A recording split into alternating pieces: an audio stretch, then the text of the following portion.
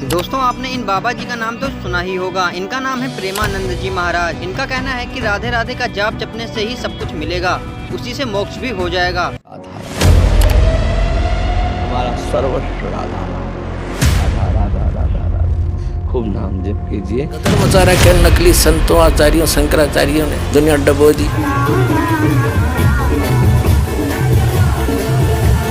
देव श्रद्धा कर रहे थरा गजब हो, ये थारा सिर पैर है कोई। ये दवाई हम दे रहे हैं आपको, पक्की बात मान लेना। अगर राधा राधा जपोगे कोई प्रश्न नहीं करना पड़ेगा, आप देख लेना यहाँ कुछ होने लगा। अपने सदग्रंथों में लिखी हुई सच्चाई का नहीं पता, आपने मूर्ख बना रहे हैं ये संत नकली लोग। इनके पास वो जड़ी नहीं है जिससे तुम्हारा पाप कट गया। दवा मानकर भवरोग की अचूक औषधि राधा राधा राधा। राधे श्याम सीताराम राधे राधे, कोई बात हुई।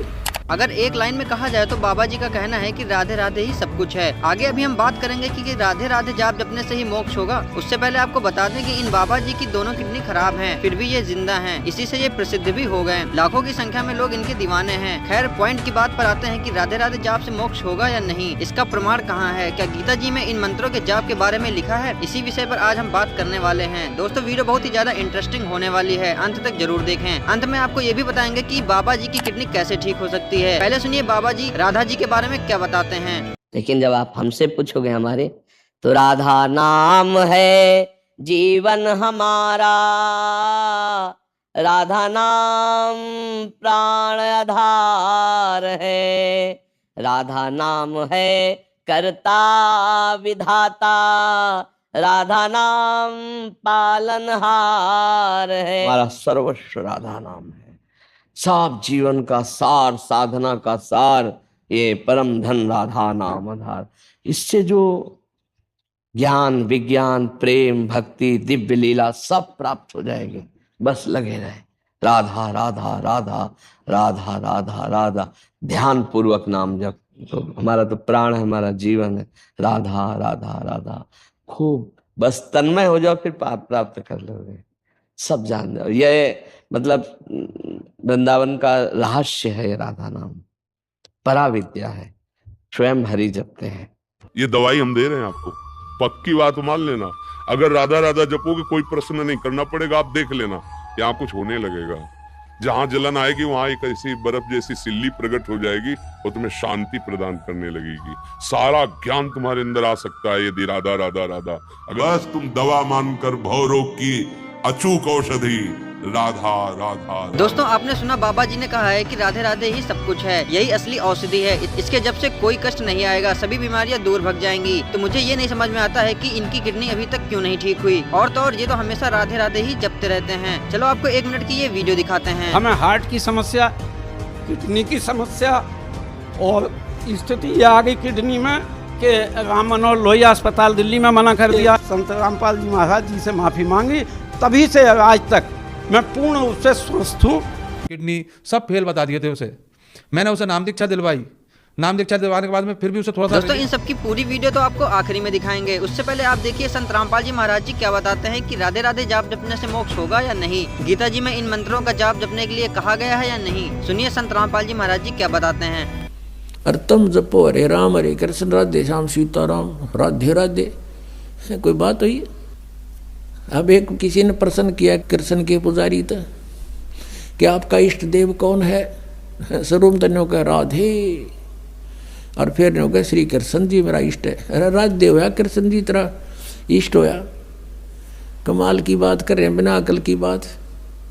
अब राधे श्री कृष्ण जी की वो थी प्रेमिका, और कोई मित्र उससे पहले उसकी प्रेमिका का नाम लेता जूत तोड़े न बाजेगा उनका, यारी तोड़े टूट लेगी उनकी। यानी वो कृष्ण जी की पूजा कर राधे श्रद्धा कर रहे। थरा गजब हो, ये थारा सिर पैर है कोई। हरे राम हरे कृष्ण राधे राधे श्याम राधे, चाहे कुछ भी जाप कर ले उसी तो मिले। ये है अनुवादकर्ता की बकवाद, अज्ञान सोच।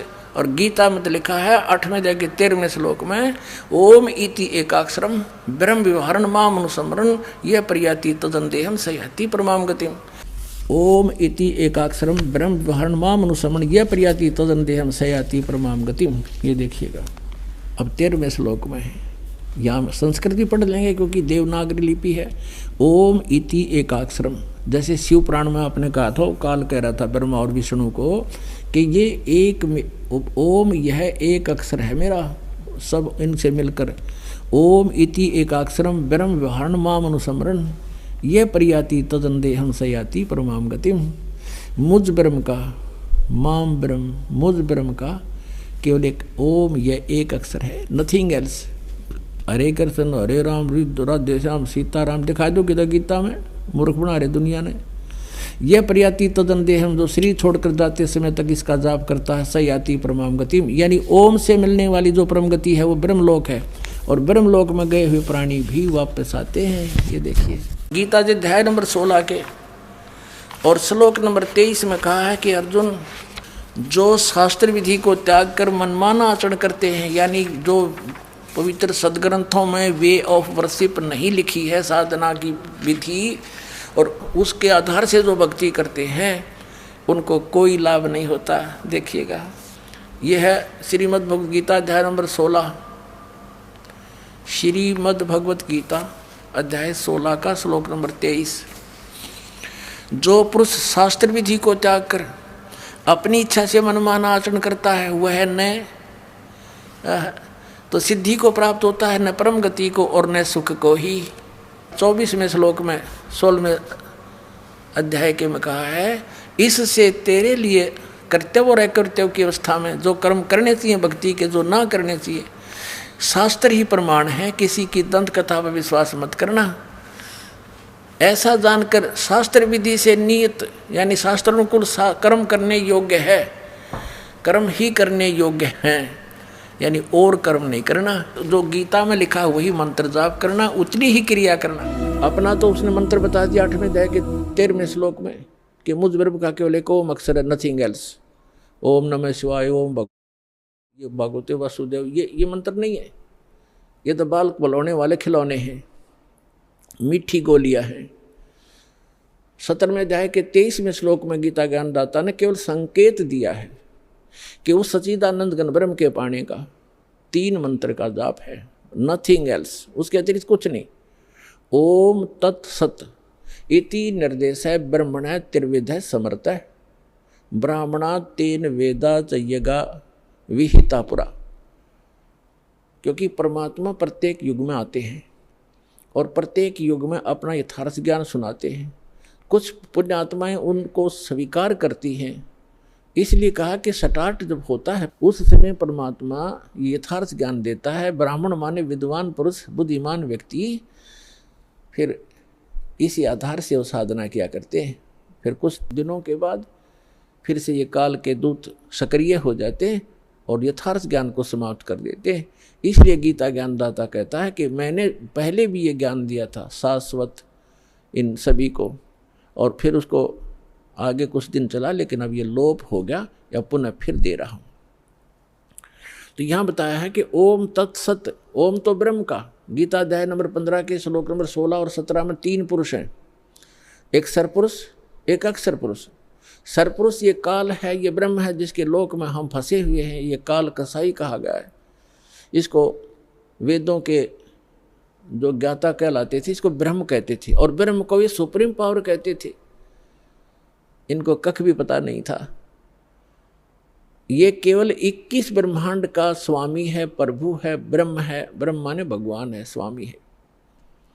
और फिर परब्रह्म, इससे नेक्स्ट, जैसे दादा परदादा, एक दादा उससे नेक्स्ट दादा, तो ये ब्रह्म, फिर परब्रह्म। परब्रह्म को अक्षर पुरुष भी कहते हैं, इसको सर पुरुष कहते हैं ब्रह्म को। अक्षर पुरुष 7 शंख ब्रह्मांड का स्वामी है, नील पद्म शंख, 7 शंख ब्रह्मांड का स्वामी है। इसको अक्षर पुरुष का, इसकी आयु बहुत लंबी है, इसलिए इसको अक्षर पुरुष कहते हैं। अब जो तीसरे नंबर का है, गीता अध्याय नंबर 15 के श्लोक 16 में 2 पुरुष हैं, सरपुरुष और अक्षर पुरुष। और बताया कि जितने भी इनके अंतर्गत प्राणी हैं शरीरधारी, इन सब का, और साथ में दोनों सरपुरुष और अक्षर पुरुष का, शरीर तो नाशवान है, जीवात्मा किसी की नहीं मरती। आगे फिर 15वें अध्याय के 17वें श्लोक में तुरंत बताया है कि उत्तम पुरुष तु अन्य परमात्मा इति उदाहरते। उत्तम पुरुष, पुरुषोत्तम, पुरुषोत्तम तो कोई और ही है इन दोनों से, सरपुरुष और अक्षर पुरुष से। वो 8वें अध्याय के 3रे श्लोक में गीता ज्ञानदाता ने बता दिया वो परम अक्षर ब्रह्म है। अब देखो, ब्रह्म एक सरब्रह्म, सरपुरुष कहो चाहे सरब्रह्म को, जिसको काल कहते हैं, जिसने गीता का ज्ञान श्री कृष्ण में प्रवेश करके दिया, इसको सरब्रह्म कहते हैं। ये 21 ब्रह्मांड का ब्रह्म है, स्वामी है। और जो अक्षर ब्रह्म है, अक्षर पुरुष कहो चाहे अक्षर ब्रह्म कहो, वो 7 संघ ब्रह्मांड का स्वामी है। और परम अक्षर पुरुष कहो, परम अक्षर ब्रह्म कहो, वो असंख्य ब्रह्मांड का ओवरऑल कंट्रोलर है। और वही इस संसार रूपी वृक्ष का मूल है, जड़ है, जिससे सबका धारण पोषण होता है, जो सबका पालक है। गीता अध्याय नंबर 15 के श्लोक नंबर 17 में कहा कि उत्तम पुरुष है तू अन्य परमात्मा इति उदाहरत है। यह लोक तरम आविश्य विभर्ति अवैश्वर है। इसमें बताया है कि उत्तम पुरुष है तू अन्य, इन सरपुरुष और अक्षर पुरुष से वो श्रेष्ठ भगवान, उत्तम माने श्रेष्ठ, पुरुषोत्तम कहो उत्तम पुरुष कहो एक ही बात है। वो पुरुषोत्तम तो कोई और है, वो परम अक्षर ब्रह्म है। 8वें अध्याय के 3रे श्लोक में गीता ज्ञानदाता ने स्पष्ट कर दिया। और जिसको परमात्मा कहा जाता है, ओए होए अपने आत्मा, अभी तक तो आप जी को अध्यात्म मार्ग का ABC भी ज्ञान नहीं था, क्योंकि हमारे दोस्तों संत रामपाल जी महाराज जी ने प्रमाण के साथ बताया कि हरे राम हरे कृष्ण राधे राधे इन सब मंत्रों के जाप व्यर्थ हैं, इनके जपने से कोई मोक्ष नहीं होने वाला। दोस्तों आइए आपको संत रामपाल जी महाराज जी के उन शिष्यों से मिलाते हैं जिनकी लाइलाज बीमारी भक्ति करने से ठीक हो गई। लेकिन कौन सी भक्ति? वो भक्ति जिनका सदग्रंथों में वर्णन है। सुनिए और देखिए संत रामपाल जी महाराज जी के शिष्यों के इंटरव्यू। महाराज संत रामपाल जी से ज्ञान और नाम लेने के बाद सबसे बड़ा लाभ जो हमें आध्यात्मिक ज्ञान हुआ, ऐसा ज्ञान जो हमने पहले कभी सुना ही नहीं था। और शारीरिक लाभ भी हुए, जैसे कि भक्तमती जी को पैरालाइज की शिकायत थी, वो जब डॉक्टर से रिपोर्ट करवाई गई तो डॉक्टर भी कहने लगे कि रिपोर्ट में कुछ नहीं आ रहा है और आप शिव को जल चढ़ाओ। हमने कहा कि डॉक्टर साहब हम तो शिव के मंदिर में, माता के मंदिर में पहले से ही पुजारी हैं, तो जल चढ़ाने से हमें क्या लाभ होगा। लेकिन सबसे बड़ा लाभ हमें परमात्मा के नामदान से प्राप्त हुआ और आज आत्मसंतुष्टि, बहुत बड़ी संतुष्टि हुई और सबसे बड़ा आध्यात्मिक ज्ञान लाभ हुआ हमें। पहले मैं मरने के लिए जा रहा था। पहली बात, पहला लाभ तो यही है कि जब मेरा बिल्कुल ऐसे लकड़ी जैसा शरीर हो गया, व्रत करते करते, उपवास करते करते, तो एकदम ऐसा नया जीवन मिला जो भक्ति साधना करने से। आज देखो मेरी बॉडी कैसी है, बिल्कुल जे लग रहा है मैं तो अभी घर से निकल के आ रहा हूँ। जब मैंने जी दीक्षा नहीं ली थी, जब तो पहले, अगर आज भी मेरे को लोग देखते हैं तो वो पहचान नहीं पाते हैं कि आप वही हैं क्या। तो ऐसा हो गया था मैं बिल्कुल, मेरी अंदर की लीवर खराब हो गया था, क्योंकि 5 साल मैंने खाना नहीं खाया तो वो सुकड़ के इतना नेक हो गया था। तो उसमें आधी रोटी, 1 रोटी जाती थी केवल बस। तो अगर ज़्यादा खाता था तो बीमार हो जाता था और कम रोटी खपती थी, इससे बिल्कुल शरीर कमज़ोर होता जा रहा था। तो पहली बात तो यह है कि जब परमात्मा संत रामपाल जी महाराज से मैंने दीक्षा ली, तो जो मैंने मंत्रों के जाप किए, जो क्रिया उन्हें बताई थी, जो मैंने करना चालू की, तो आज मेरा वो लीवर भी सही है और मेरी पूरी बॉडी बिल्कुल ऐसे लगती है कि जी पता नहीं कौन है। और अगर आज वो देखें तो मेरे कोई पहचान नहीं पाएगा कि जी वही हैं कि दूसरे हैं। मेरी पत्नी की डेथ हो गई घर पे जी, कोई ऐसी स्थिति आई, मृत्यु सैया पे भाग गई जी। सारे रिश्तेदार आ गए सीगे जी, तो सारे रिश्तेदार बोलने लगे इसको तो जीवित करेंगे, लोगों को बड़े बड़े काम करता है। मैं भी सोचा हाँ, मैंने सारा झाड़ फूस कर लिया, सारा कुछ करके देख लिया, कोई विद्या कोई काम नहीं करी। फिर मैंने यहाँ काली माता के यहाँ चाकू मारा है जी कि माता इसको जीवित करते। उसने संकेत किया कि मैं लात बाँह तोड़ सकती हूँ, थोड़ा बहुत लाभ दे सकती हूँ, इससे ज़्यादा मैं नहीं दे सकती। फिर मैं क्या करूँ, मेरे को उपाय दस के जा तू। बोलती है इस पृथ्वी पे पूर्ण परमात्मा रामपाल जी महाराज आए हुए हैं, उनसे जाके नाम दीक्षा ले, फिर तेरा कल्याण होगा। मेरे पास बच्चा कुछ नहीं है। फिर मैंने क्या किया जी, रिश्तेदारों के पास फ़ोन किया, किसी भक्त ने मेरे को फ़ोन किया। मैं बोला जी रामपाल के बारे में मैं जानता चाहता हूँ, तो कैसे करूँ।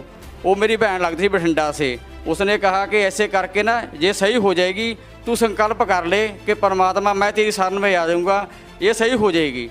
मैंने उसी टाइम संपर्क किया, हे परमात्मा बंदीशोर सतगुरु रामपाल जी, मैं आपका नाम ले लूँगा, ये जिंदा हो जाए। क्यों, मेरे को पहले बता रखा था कि तेरे 2 शादियाँ होएगी, एक शादी पे 3 बच्चे होके ये मर जाएगी, इसकी 27 साल की उम्र रहेगी, वो मेरे को याद थी जी। तो उस दिन क्या हुआ जी, मैंने सारे झाड़ फूस कर लिए थे, नहीं सही हुआ है। फिर मैंने परमात्मा अगे अरदास हुई, बंदी छोड़, मैं नाम ले लूँगा, इसको जीवित कर दे। उसमें फाड़ी जी, चहरलाहट आई जी, हिलचल हुई जी, फिर सेट हुई। फिर मैं अस्पताल में लेके गया जी, उसको 12 दिन एडमिट रखा। वहाँ डॉक्टरों ने भी लिखा के ले लिया था कि ये तो मुर्दा है, आप साइन कर दो इस पर। मैंने साइन कर दिए, मुर्दा है। बोला परमात्मा आगे अरदास लगा, मैंने बोला परमात्मा आगे तो मैंने लगा ली है। तो उसके बाद ये वहाँ से सेट हुई। फिर मैं परमात्मा का नाम लेके आया जी। परमात्मा किसका? संत रामपाल जी महाराज का नाम लेके आया मैं बरवाड़ा में जाके जी। ये सब संत रामपाल जी महाराज जी के मंत्र लेने से, उनके आशीर्वाद से ही मुझे मिला था। जो कि मैं 7 साल पहले इतना भक्ति करती थी, इतने गुरु किए थे, मतलब मैं बहुत बचपन से भक्ति करती थी, तब भी मेरे को किसी भगवान से ये नहीं मिला। लेकिन जब संत रामपाल जी महाराज जी से मैंने ऐसे अरदास किया, संत रामपाल जी महाराज जी के आशीर्वाद से संतान प्राप्त हुई। भगत समाज से हम ये संदेश देना चाहते हैं कि जो भी कोई भी पंथ में इधर उधर कहीं भी भटक रहे हैं, तो ये आपका जो है समय आ गया है, तो आप जो है इधर उधर ना भटके और आप संत रामपाल जी महाराज के शरण में जो टीवी चैनल, साधना चैनल पर जो प्रोग्राम आते हैं, उस चैनल पर प्रोग्राम में जो मोबाइल नंबर रहता है, उस मोबाइल नंबर से बात कीजिए। जो जहाँ से भी है उनको दीक्षा प्राप्त हो जाएगी। बहुत बहुत धन्यवाद। दोस्तों आपने सुना, अब आप खुद विचार करिए कि हमें कौन सी भक्ति करनी चाहिए। जो सदग्रंथों में प्रमाणित है वो, या कोई मनमुखी बता दे वो, फैसला आपके हाथ में है। लेकिन हम आपसे यही प्रार्थना करेंगे कि आप संत रामपाल जी महाराज जी का सत्संग जरूर सुने और ज्ञान को समझकर सच्ची भक्ति करके मोक्ष कराएं। दोस्तों इसी प्रकार की और वीडियोस देखने के लिए आप हमारे चैनल पर जाएं। इस चैनल के माध्यम से हम सच को उजागर कर रहे हैं। आप इस वीडियो को अपने जानने वालों को जरूर भेजें, जिससे उनका भी अनमोल मनुष्य जीवन बर्बाद होने से बच सके। धन्यवाद।